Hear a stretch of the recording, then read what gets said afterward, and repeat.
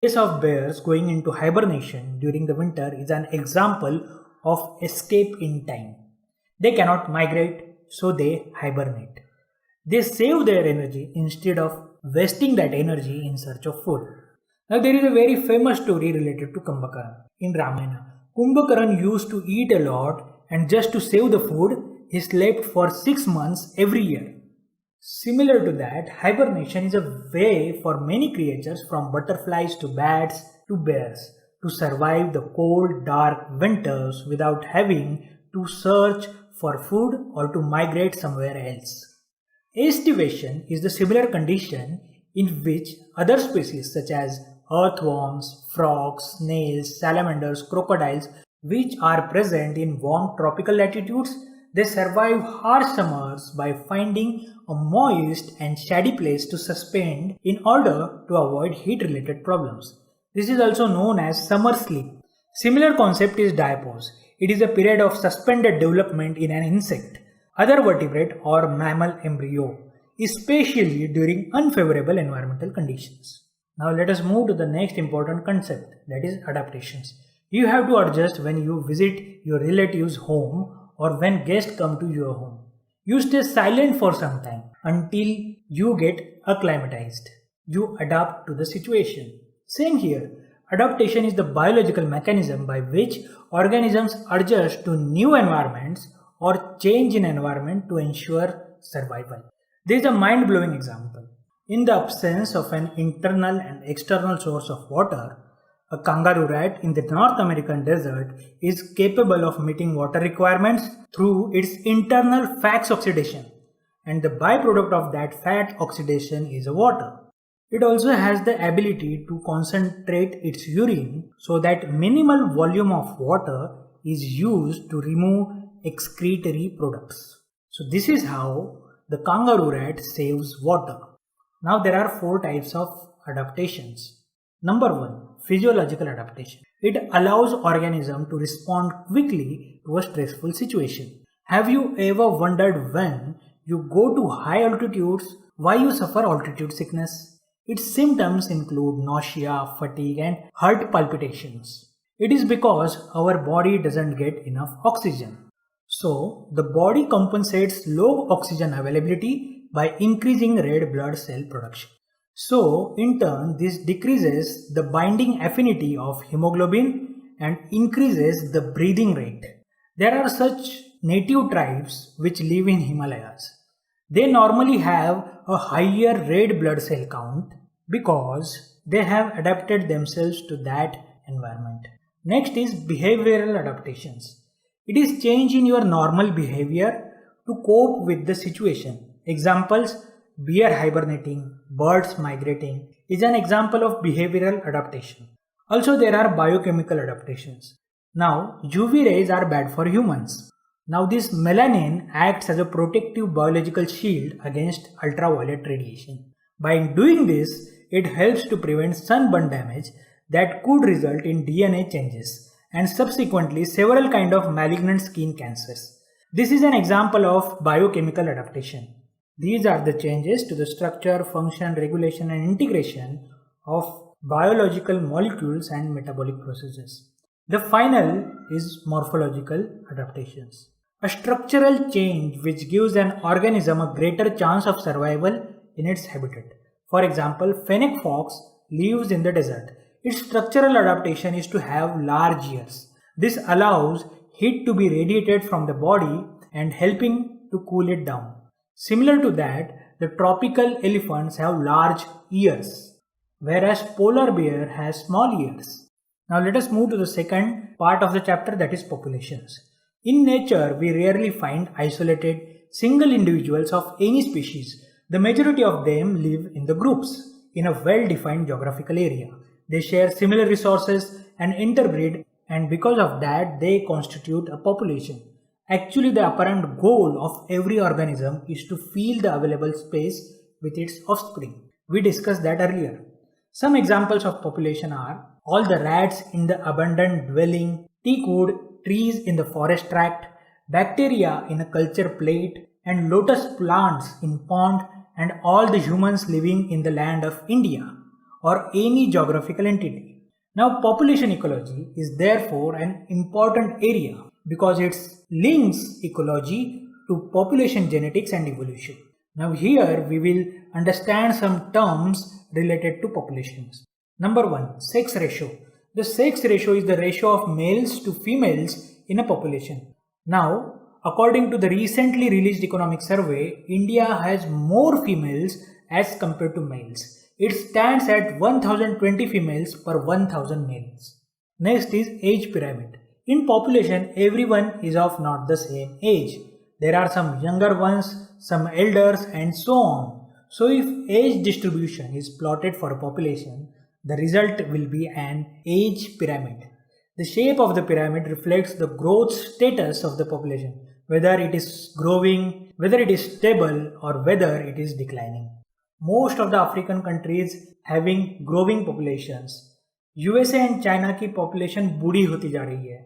Similar to that, Japan is having declining population pyramid. So let us move to the next concept, that is population density. Population density is the concentration of individuals within a species in a specific geographic area. Population density of Bihar is relatively high as compared to Sikkim because more population is concentrated in relatively smaller area. The density of population in a given habitat during a given period fluctuates due to changes in 4 basic processes, that is natality, immigration, mortality, and emigration. First 2 contribute to an increase and last 2 contribute to decrease. Now, what is population growth? Population growth is the increase in the number of people in population over a period of time. Now, what is natality? Natality refers to the number of births during a given period of the population that are added to the initial density. For example, number of births per 1000 individuals of population. Now, what is mortality? It is the number of deaths in the population during given period of time. For example, number of deaths per 1000 individuals of population. Now, what is immigration with I? It is the number of individuals of the same species that have come into the habitat from elsewhere during the time period under consideration. Example, someone comes in our locality for living. The next is emigration, that is, it is the number of individuals of the population who left the habitat and gone somewhere during the time period under consideration. Now, population density will increase if the number of birth plus the number of immigrants, that is, natality and immigration, is more than the number of deaths plus the number of immigrants, that is, mortality and immigration. But in normal circumstances, birth and death rates are most influencing factors in the population growth. Now, let us discuss the growth models. Population of species, when it increases or decreases, show their creativity. Now, there are 2 types of growth models. One is exponential growth model and another is logistic growth model. Now, exponential growth model is related to the growth of population where resources are not limited, and when resources are unlimited, the population grows exponentially. But this is unrealistic. There is always a resource crunch in environment. After one point, organisms start competing for resources. Then the fittest individual will survive and reproduce. In case of logistic growth, a population growing in a habitat with a limited resources shows initially a lag phase followed by a phase of acceleration and then deceleration and finally an asymptote when the population density reaches the carrying capacity. The shape of logistic growth is sigmoid. Now let us discuss the life history variation. Why populations evolve? To maximize their reproductive fitness, also called as Darwinian fitness. That is why populations evolve. Some organisms breed once in a while, others breed many times. Some produce a large number of small-sized offspring, while others produce small number of large-sized offspring. Now, which is desirable? Which is going to maximize fitness? Ecologists suggest that life history traits of organisms have evolved in a relation to the constraints imposed by the abiotic and biotic components of the habitat in which they live. Now let us discuss the last important concept, that is population interactions. There is no such habitat on the earth that is inhabited just by a single species. The minimum requirement is one more species on which it can feed. Even a plant can not survive alone, जबकि वो तो खुद का खाना खुद बनाते हैं. A plant needs soil microbes to break down the organic matter in soil and return the inorganic nutrients for absorption. And then, how will the plant manage pollination without an animal agent? How it will reproduce? So it is not possible for any species to live in isolation. It is like sabka saath, sabka vikas. Interspecific interactions arise from the interaction of population of two different species. They could be beneficial, detrimental or neutral to each other. Where both species will benefit, जहाँ दोनों का फायदा हो उसे कहते हैं mutualism. जहाँ दोनों का नुकसान हो, that is called as competition. In both parasitism and predation, only one species is benefited. The interaction where one species is benefited and the other is neither benefited nor harmed is called commensalism. दूसरे को कुछ फर्क ही नहीं पड़ता. In amensalism, on the other hand, one species is harmed or destroyed, whereas the other species is unaffected. It is like a one-sided love story. Now let us discuss each in detail. Predation. It is beneficial to predators while prey is harmed. एक का फायदा होता है, एक का पूरा नुकसान. One gets destroyed. The more traditional example is where a lion eats a deer, but a sparrow eating any seed is also a predator. And some plants which eat insects are also predators. Predators don't only transform energy, they play many important roles also. They keep prey population under control. Otherwise, prey species may have achieved a very high population density and have caused instability in the ecosystem. When certain exotic species are introduced into a geographical area, they become invasive and start spreading fast because the invaded land does not have its natural predators. And there is such a relatable example that prickly pear cactus, which was introduced into Australia in the early 1920s, caused havoc by spreading rapidly into millions of hectares of rangeland. Finally, the invasive cactus was brought under control only after cactus feeding predator, a moth from its natural habitat, was introduced into the country. Now wait. What if predators are so efficient and because of this prey species got extinct and also predator becomes extinct because of lack of food? The thing is that actual predators in nature are prudent than efficient. They are wise because of if they are efficient, they will clear all prey population and eventually run out of food. So predators in the nature are prudent. Some species of insects and frogs are cryptically colored, that is camouflaged, to avoid being detected easily by the predator. Some are poisonous and therefore avoided by predators. The monarch butterfly is highly distasteful to its predator because of a special chemical present in its body. Interestingly, the butterfly acquires this chemical during its caterpillar stage by feeding on a poisonous weed.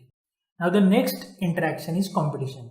You can say competition occurs when closely related species compete for the same resource that are limiting. But this is not set in stone. Firstly, totally unrelated species could also compete for the same resource. For instance, in some shallow South American lakes, visiting flamingos and resident fishes compete for the common food, that is the zooplankton in the lake. Secondly, resources need not be limiting for competition to occur. In interference competition, the feeding efficiency of one species might be reduced due to the interfering and inhibitory presence of other species, even if resources are abundant. Competition is best defined as a process in which the fitness of one species is significantly lower in the presence of another species. The abundant tortoise in Galapagos Island became extinct within a decade after goats were introduced on the island, apparently due to the greater browsing efficiency of the goats. A species whose distribution is restricted to small geographical area because of the presence of competitively superior species is found to expand its distributional range dramatically when the competing species is experimentally removed. देखो, बड़ा भाई बाहर चला जाता है तो छोटा भाई दादागिरी तो करता है ना. Now next concept, Gauch's competitive exclusion principle. It states that two closely related species competing for the same resource cannot coexist indefinitely, and the competitively inferior one will be eliminated eventually. One such mechanism is resource partition, आधा तेरा, आधा मेरा. If two species compete for the same resource, they could avoid competition by choosing, for instance, different times for feeding or different foraging partners. MacArthur showed that 5 closely related species of warblers, a bird, living on the same tree were able to avoid competition and coexist due to their behavioral difference in their foraging, that is searching of food activities. The next interaction is parasitism. Have you ever listened to the famous dialogue, जिसकी थाली में खाता है उसी थाली में वो छेद करता है? This is perfect definition of parasitism. One organism, the parasite, lives on or inside another organism, that is lives inside the host or on it and causing it harm. The parasite is adapted structurally to this way of life. Many parasites have evolved to be host specific. They can parasite only a single species of host in such a way that both host and the parasite tend to co-evolve.